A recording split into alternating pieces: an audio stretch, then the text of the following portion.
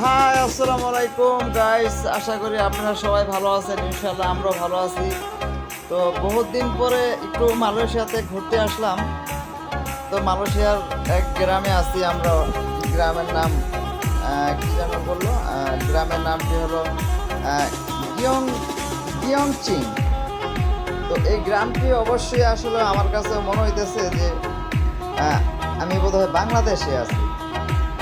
কিন্তু আসলে গ্রামটা এত সুন্দর বা মানে মানে কি বলবো, মানে অমায়িক, মানে মনে হইতেছে কি আমি বাংলাদেশে আছি। কিন্তু আসলে এটা কিন্তু একটা মালয়েশিয়ান একটা গ্রাম।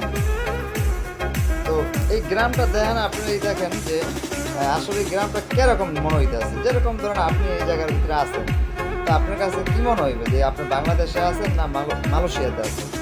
আপনার কাছে কি মনে হইবে? আপনার কাছে এই প্রশ্নটা করলাম। অবশ্যই আপনি এই প্রশ্নের উত্তরটা আমাকে কমেন্টে জানাবেন অবশ্যই। আর এই কমেন্টটা জানানোর অপেক্ষায় আমি থাকবো আপনাদের পাশে, এবং আমি অপেক্ষায় আপনাদের পাশেই থাকলাম।